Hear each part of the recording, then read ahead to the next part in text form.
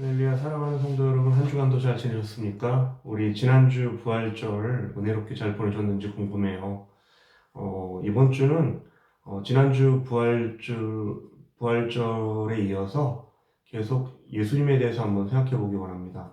오늘은 우리가 로마서 6장 23절 말씀 나오면서 그 죄에 대해서 한번 심각하게 나눴으면 좋겠어요.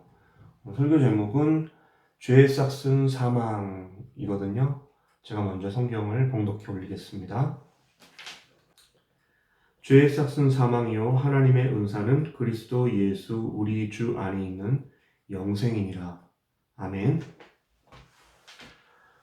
네, 사랑하는 성도 여러분, 예배를 위해서 제가 한번 기도하겠습니다. 하나님 감사합니다. 오늘 주의 말씀 통하여서 우리가 우리 인생 가운데 죄 문제가 확실하게 해결되었는지 돌아보는 귀한 시간 되게 해주시고, 아직 죄 문제가 해결되지 않은 성도들이 있다면 아버지 주님 앞에 나와 예수님을 통하여서 죄 문제를 해결하고 아버지 하나님의 확실한 자녀로 인침받는 귀한 시간 될 수 있도록 은혜 내려주셨고, 성령님 저희를 도우셔서 하나님의 귀한 말씀 깨닫고 저희가 그 깨달은 말씀으로 아버지 확신하는 신앙생활 할 수 있도록 아버지 은혜 내려주셔서 예수님께 하신 이름으로 기도드립니다. 아멘. 성도 여러분, 그래서 우리가 오늘 세 가지에 대해서 한번 나눠보려고 그래요. 왜 주님께서 이 땅에 오실 수밖에 없었는가? 첫 번째, 예수님이 왜 이 땅에 오실 수밖에 없었는가? 두 번째, 왜 주님이 십자가에서 돌아가셔야만 했는가? 그것이 두 번째고, 세 번째는 부활이 도대체 무엇을 말해주는 것인가? 다시 한번 우리가 나누기 원합니다. 이 세상을 창조하신 하나님이 인류의 시조 아담을 만드시고 그에게 맡기신 것은 그의 가정과 이 세상을 관리하는 것이었습니다. 하나님은 생육하고 번성하고 땅에 충만해서 이 세상을 다스리라고 아담에게 명령하셨어요. 창세기 1장 28절의 내용이죠. 그리고 하나님은 창조주와 인간의 경계를 결정짓는 단 한 가지의 조건만 그에게 제시하셨습니다. 그것은 피조물로서 창조물의 영역을 존중하고 하나님을 경외해주는 조건이었어요. 그래서 하나님은 아담에게 선악을 알게 하는 나무의 실과는 먹지 않도록 명령하셨고, 그것을 먹는 날에는 정령 죽는다라고 말씀하셨습니다. 그것이 하나님께서 인간인 아담에게 주신 유일하신 조건이었어요. 하지만 안타깝게도 하나님과 똑같아지고 싶었던 아담 부부가 하나님이 허락하시지 않은 일을 진행하게 됩니다. 뱀의 꼬임에 빠져들어서 하나님의 명령을 어기고 선악과를 따먹고 그 명령을 어긴 죄로 죽음을 맞이하게 되는 것입니다. 아담과 하와로 말미암아서 죄가 인간 세상에 들어오게 되었어요. 하나님의 언약처럼 그들은 영생하는 존재에서 죄 때문에 흙으로 돌아가는 유한한 존재로 바뀌어지는 그러한 벌을 받게 됩니다. 죄 때문에 어떤 일이 일어났죠? 하나님의 창조의 세계가 뒤죽박죽 돼 버렸어요. 죄가 들어오는 바람에 하나님이 복되게 하시고 지극히 좋게 하신 모든 것들이 다 어그러졌습니다. 땅이 저주를 받게 되었어요. 인간은 영생할 수 없게 되었습니다. 하나님이 인간 창조를 하신 목적은 무엇일까요, 여러분? 하나님이 왜 인간을 창조하셨을까요? 그것은 인간과 함께 영원히 사시고 싶으셨기 때문에 그런 거예요. 인간들을 죄의 싹스로 죽게 하는 것이 하나님의 뜻이 아니에요. 결국 하나님은 하나님의 아들을 피조세계에 보내심으로 인간의 죄를 하나님의 아들이 대신 짊어지고 죄값을 치르게 하심으로 인간을 구원하게 하실 계획을 마련하시게 됩니다. 그래서 그 힌트를 창세기 3장 15절 그리고 창세기 12장 3절 이렇게 조금씩 보여주시는 게 있어요. 인간 구원의 계획인데 에덴 동산에서 아담과 하와가 쫓겨날 때 하나님께서 여자의 후손으로 세상을 구원하시겠다라는 말씀하시고, 또 아브라함을 갈대아 우르에서 이끌어내실 때 너 때문에 땅의 모든 족속이 복받게 하겠다. 예수 그리스도의 출현을 예고하는 말씀을 하시는 것을 볼 수 있습니다. 위에서 나눈 첫 번째 질문으로 여자의 후손 예수 그리스도가 이 땅에 오실 수밖에 없었던 필연적인 이유는 무엇입니까, 여러분? 바로 우리의 인간의 죄 때문입니다. 예수님은 인간이 발생시켰지만 그것을 해결할 능력이 없었던 인간을 대신해서 인간의 죄 문제를 해결하시려고 오신 하나님 또는 보혜사이신 것이죠. 보혜사라는 말은 그리스 말로 파라클레토스라는 말인데 돕는 자, 도와주는 사람 이런 뜻을 갖고 있습니다. 죄로 인해서 회복될 수 없었던 우리와 아버지와의 관계를 회복하도록 도와주신 분. 다시 말씀드리지만 예수님은 나의 죄, 우리의 죄 때문에 이 땅에 오신 거예요. 첫 번째 질문, 왜 주님께서 이 땅에 오실 수밖에 없었는가? 뭡니까, 여러분? 우리 죄 때문이죠? 인간 때문에 죄가 생겨났는데 그 죄를 인간은 해결할 능력이 없어서 그 죄값을 지불할 능력이 안 되기 때문에 예수님이 이 땅에 오신 거예요. 첫 번째 우리가 나누었던 질문의 답은 예수님 이 땅에 오신 이유는 우리 죄 때문에 오신 겁니다. 두 번째로 예수님 왜 죽으셨나? 예수님이 왜 죽으셨나? 하는 문제입니다. 왜 그분은 죽으셔야만 했을까? 정답은 죄 때문입니다. 역시. 죄가 얼마나 무서운 것입니까, 여러분? 하나님은 죄로 인해서 아들조차도 외면하신 분이에요. 하나님이 가장 사랑하시는 분이 예수님이셨지만, 그런데 예수님이 우리 죄를 짊어지고 갈보리 언덕의 십자가에 달리셨을 때에는 그 아들조차도 외면해버리시는, 왜? 우리 죄를 짊어지고 있었거든요, 그분이. 그래서 죄 때문에 아들도 외면해버리시는, 죄가 정말 관계를 파괴해버리고 마는 그런 무시무시한 것임을 우리가 예수님의 십자가 사건을 통해서 보게 됩니다. 오늘 로마서 6장 23절은 뭐라고 말씀하고 계셨습니까? 죄의 대가는 죽음이라고 얘기합니다. 이스라엘 백성은 하나님의 진노를 피하기 위해서 무수히 많은 희생제사를 하나님께 드려왔습니다. 여러분, 희생제사의 의미가 뭐예요? 내가 내 죄 때문에 내가 내 죄를 짊어지고 죽어야만 하는데 사실 우리가 죽을 수 없잖아요. 그러니까 나 대신 희생제물을 택해서 그 내 죄를 그 희생제물에 전가해서 나 대신 죽게 해서 하나님의 진노를 대신 받게 해버리는 제사법이 구약의 희생제물로 드리는 제사법이에요. 그런데 구약의 제사는 영원한 제사가 아니죠. 그리고 매번 내가 죄를 지었을 때마다 반복적으로 드려야 되는 제사예요. 그런데 예수님의 갈보리 죽으심은 어떻습니까? 단 한 번의 영원한 제사라고 그랬어요. 히브리서에서. 네, 그래서 예수님 단 한 번의 그 십자가에 달려 죽으심으로 말미암아 드려짐으로 말미암아 우리의 과거, 현재, 미래의 죄까지도 용서하셨습니다. 그렇다고 해서 우리가 막 죄짓고 살라라는 얘기 아닙니다. 죄를 멀리 해야지 되는 것이죠. 다 해결됐으니까 우리 죄 지어야 돼. 이건 구원파의 교리예요, 여러분. 그렇지 않습니다. 이스라엘 백성은 자신의 죄를 희생 제물을 통해서 해결하는 삶의 방식으로 살아왔는데 구약의 어느 한 정점, 구약이 끝나가는 시점에 예수님이 인간 세상에 우리들 인간의 몸을 입고 오셔서 인간의 모든 죄를 그분이 십자가에서 해결하신 거예요. 하나님이 정해놓으신 죄의 대가는 죽음입니다. 우리는 영벌받아서 하나님께 우리의 몸과 영혼이 다 죽음으로 대가를 치러야만 하는 존재예요. 우린 죽은 존재들이었어요.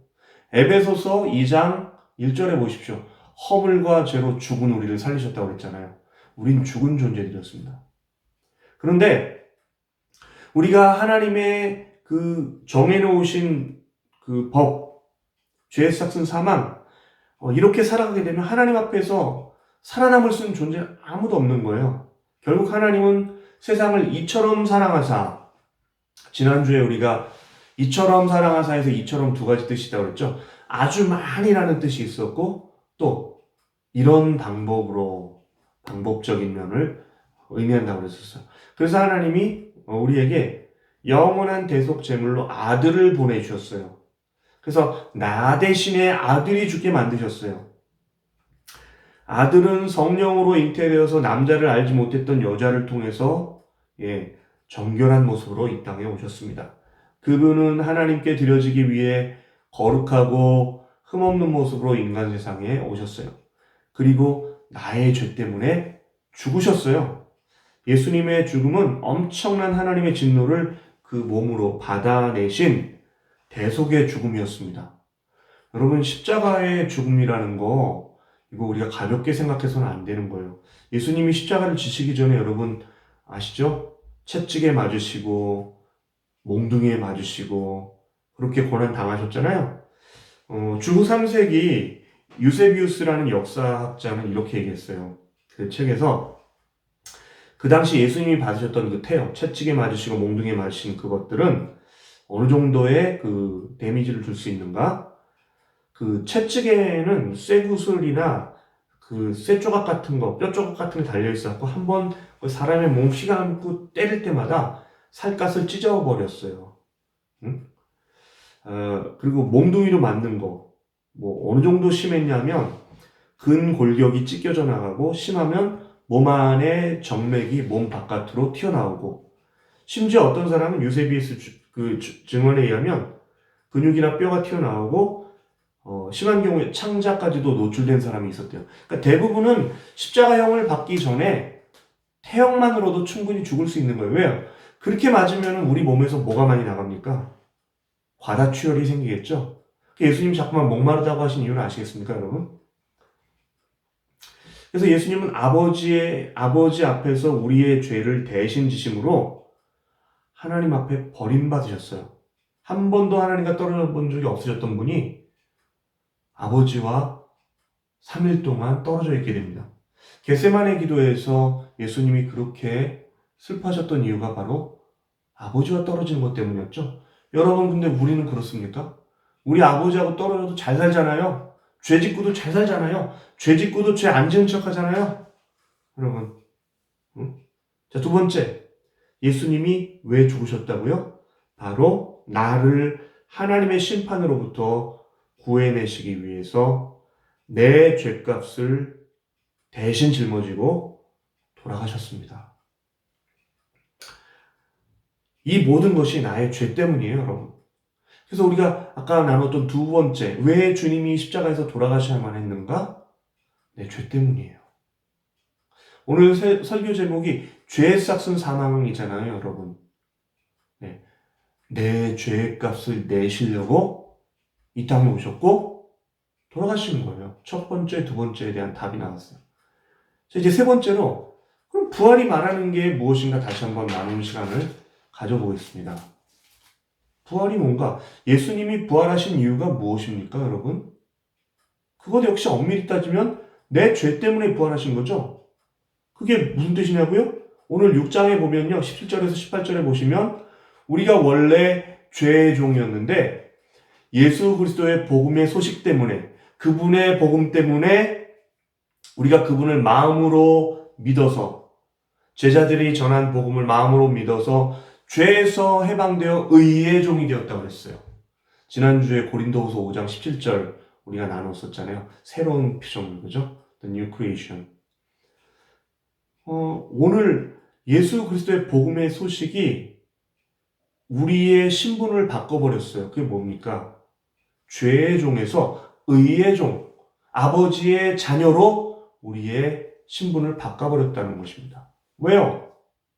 우리가 우리 죄를 다 토해내고 예수 그리스도를 인생의 주인과 주인으로 영접하면서 부활하신 예수님의 생명이 내 안에 들어오는 사건이 일어났어요. 예수님의 부활은 무엇인가?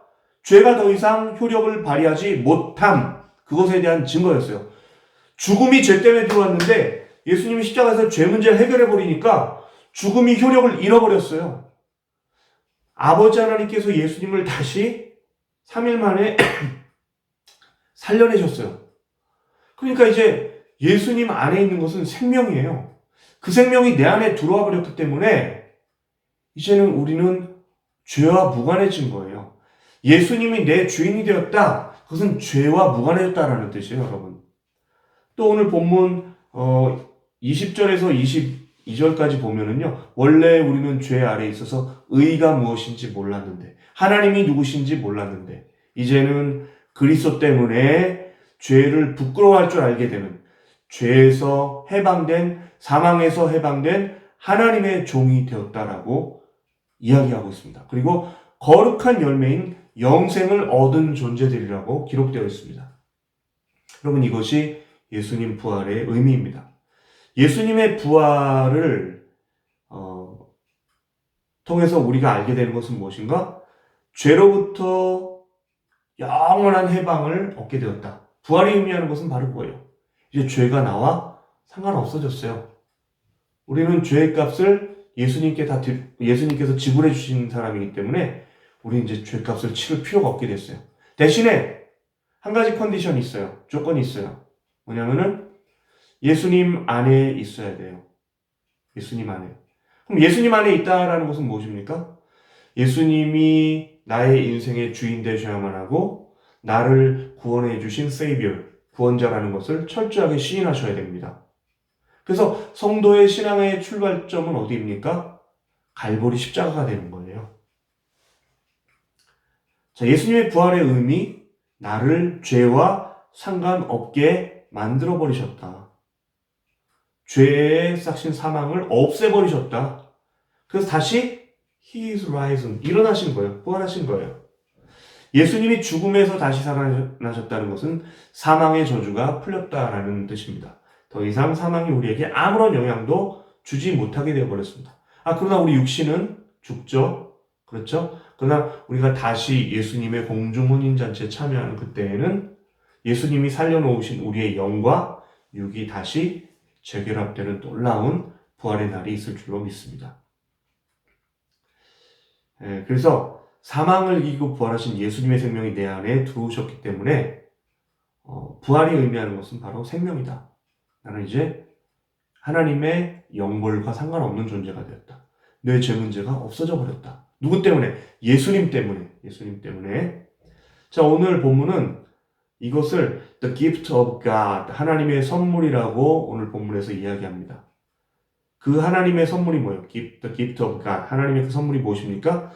Eternal life in Christ Jesus our Lord. 그랬어요. 예수 그리스도 안에 있는 영생이 바로 하나님께서 우리에게 주신 The gift of God, 하나님의 선물이 된다는 것입니다. 자, 그러면 우리가 이 하나님의 선물, 그리스도 안에 있는 우리 주님 그리스도 안에 있는 Eternal life, 영생을 선물로 받기 위해서는 먼저 뭘 해결해야 돼요? 죄 문제를 해결해야 되는 거예요. 여러분, 제가 고등학교 2학년 때 예수님을 영접했거든요. 제가 다니는 교회에서 좀 난생 처음 수련회라는 것을 가봤어요. 그때 저는 한 가지 하나님 앞에서 부끄러운 약속한 게 있는데, 하나님, 저 이번 수련회 처음 가는 수련회인데 이번 수련회에 가서 하나님의 존재를 알지 못하면 저 죄송합니다. 저 교회 그만 다니겠습니다. 이렇게 사실 작정하고 간 수련회였거든요. 3박 4일 동안 수련회가 진행이 됐는데 첫날부터 선생님들이 저를 위해서 기도해 주시기 시작하는데, 어떤 선생님들은 저를 막 이렇게 툭툭툭툭 두들기시면서 하나님, 이 아들의 죄를 용서해 주세요. 또 어떤 선생님들은 저를 꼭 끌어안아 주시면서 하나님, 이 아들의 죄를 용서해 주세요. 어떤 선생님은 제 손을 꼭 잡으면서 하나님, 이 아들의 죄를 용서해 주세요. 자꾸 그러시는 거예요. 첫날에는요, 아니, 무서웠어요. 내가 왜 자꾸 죄인이라고 이분들이 나한테 왜 그러는 거지? 그래서 자꾸 집에 가고 싶었어요. 둘째 날 되니까 또 그러시는 거예요. 하나님, 이 아들의 죄를 용서해 주세요. 그래서 막 눈물 흘리시면서 막 저를 위해서 다 그렇게 기도해 주셨어요.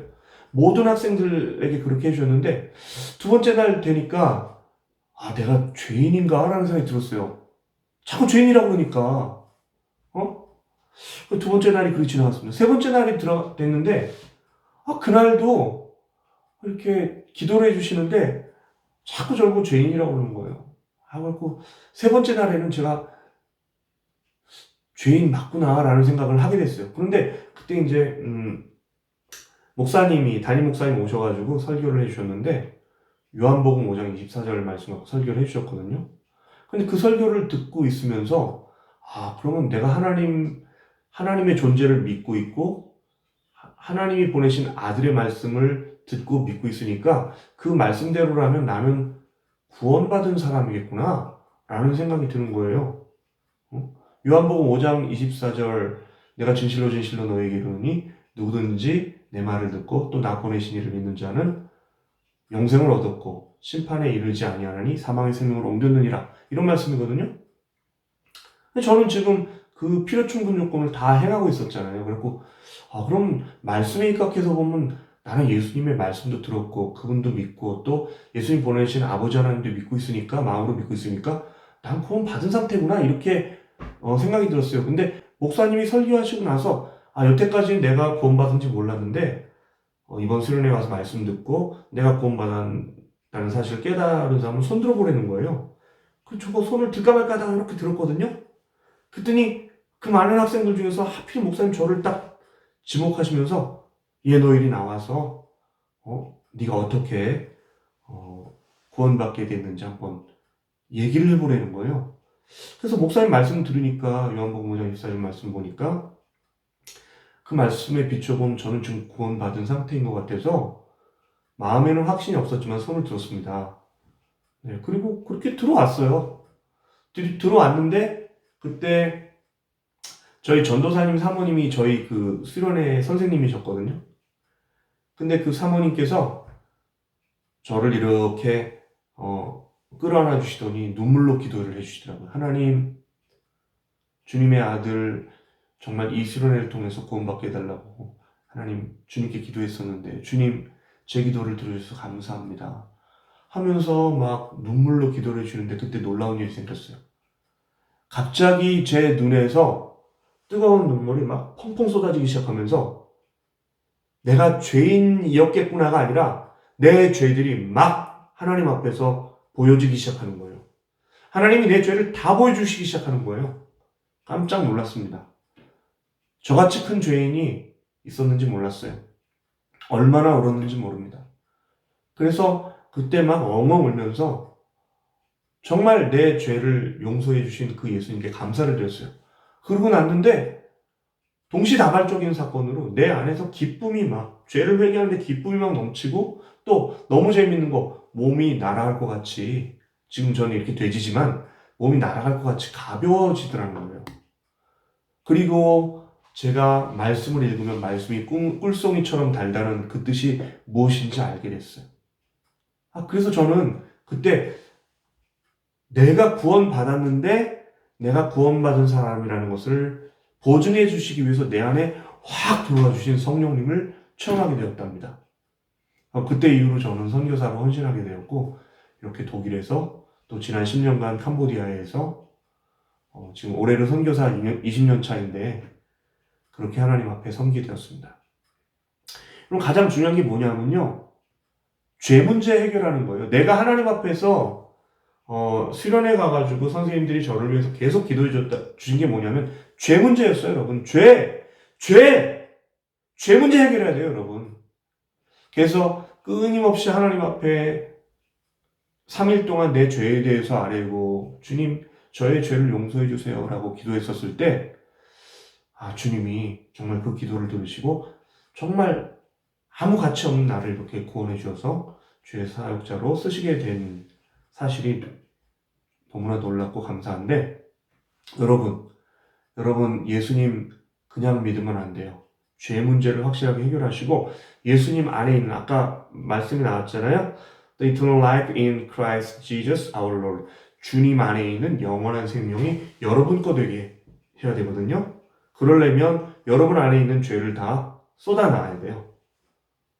죄를 회개하고 싶으면 성령님께 기도하면 됩니다. 성령님, 내 죄, 과거, 현재, 모든 죄, 지었던 모든 죄, 미처 주님 앞에 고백하지 못한 죄까지도 다 용서해 주세요 하면서 아주 디테일하게 주님 앞에 여러분의 죄를 끄집어내야 돼요. 그리고 성령님의 도우심을 간구해야 됩니다. 여러분 태국이나 인도에서 코브라 가지고 이렇게 돈 버는 사람들 본 적 있죠? 뱀쇼라고 그러잖아요. 그런 거 보고. 인도에서 뭐 피리를 불면 코브라가 막 이렇게 춤추기도 하고, 태국은 막 그냥 코브라를 막 이렇게 사람이 쓰다듬기도 하고 이러는데, 여러분, 그게요, 그냥 그렇게 쇼하는 게 아니에요. 그 뱀 가지고 쇼하시는 그분들이 얘기하신 걸 들었는데, 코브라는 2시간마다 뱀 독이 생성이 된대요. 그래서 그 코브라를 가지고 그런 쇼를 하려면 끊임없이 뱀 독을 짜내야 되는데 2시간마다 어김없이 그 뱀 독을 짜내야만 한대요. 귀찮아도 해야 된대요. 왜? 벌어먹고 살아야 되니까. 근데 만약에 귀찮아서 그 뱀독을 짜내지 않게 되면 뱀쇼 하다가 물리는 일이 흔히 있대요. 그럼 어떻게 되는 건가요? 죽는 거예요, 여러분. 코브라 독은 세상에서 가장 독한 뱀 중에 하나잖아요. 그 독은요. 네. 그러니까 여러분, 제가 말씀드린 이 예화가 주는 교훈은 무엇입니까? 여러분, 우리 인생을 늘 돌아봐야 돼요. 그래서 내가 혹시라도 죄에 빠지지 않는가? 혹시라도 죄에 있으면 나사렛 예수 그리스도의 이름으로 그 죄를 떨쳐내야만 하고 주님 앞에 통해 자복해야 되는 것이죠. 뱀 독을 그 사람들이 2시간마다 짜내는 것처럼 우리도 끊임없이 우리 죄가 있는지 없는지 살펴야 되는 것 같아요. 그죠? 우리 죄를 끊임없이 살펴만 하는 것이에요. 그렇습니다. 그래서 여러분, 우리는 죄 문제를 먼저 해결해야 주님을 만나게 되는 거예요.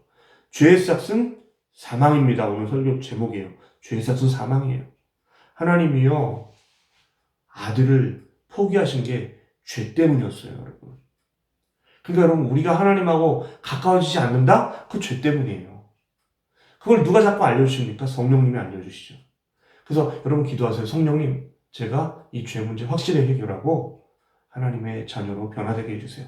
그리고 내가 구원받았다는 보증으로 성령님, 내 안에 들어와 주세요. 라고 기도하시는 여러분 되었으면 좋겠습니다. 예수님만이 유일한 길이라는 거 여러분 잊지 마세요.